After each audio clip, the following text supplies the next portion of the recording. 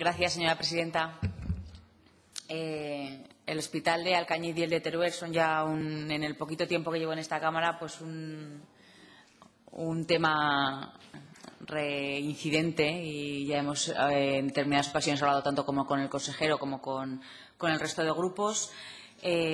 Presentamos esta proposición no de ley, el 25 de julio del 2015, hace ahora ya más de 2 meses, con el único objetivo en aquel momento de recordar, con este cambio de equipo de gobierno, pues poner encima de la mesa que los hospitales de Alcañiz y los de Teruel son 2 realidades importantes e inminentes.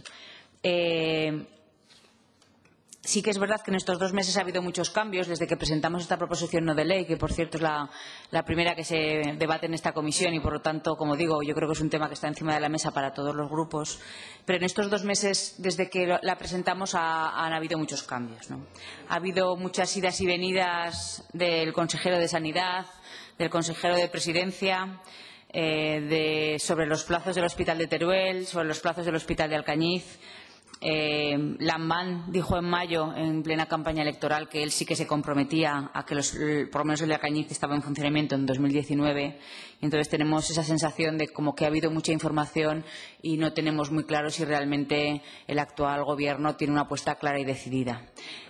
Como digo, en estos 2 meses se han producido cambios que también nos hacen preocuparnos y ser escépticos, o por lo menos tomarlos con cierta cautela, para seguir recordando la importancia que tienen estos hospitales, tanto en Alcañiz como en Teruel. Los hospitales que hay actualmente, tanto el Obispo Polanco como el de Alcañiz, son hospitales que están en condiciones pues no buenas, en las que en muchas ocasiones se producen camas cruzadas, en las que los profesionales tienen que sufrir por no tener unas instalaciones adecuadas y, como decimos, y por no tener determinados servicios, como es una UCI, o determinadas cuestiones que entendemos que con el hospital actual pues eso no ocurriría. Como les digo, estuvo el consejero hace muy poquito, concretamente en Alcañiz. Yo también espero que él acuda a Teruel para poder explicar este alargamiento de los plazos, porque en Alcañiz nos dijo que iba a hacer un replanteamiento de redimensionar los hospitales. También nos creó cierto escepticismo, cierta preocupación cuando nos dice que van a reducir las camas de los hospitales. De ahí que esta PNL, el Partido Popular ha hecho unas enmiendas que, como digo, esta proposición no de ley que se presenta en julio tiene una serie de características, y en estos momentos el Partido Popular añade unas enmiendas que creo que han actualizado esta PNL tras las declaraciones que han surgido tanto por parte del consejero de Presidencia como por el consejero de Sanidad.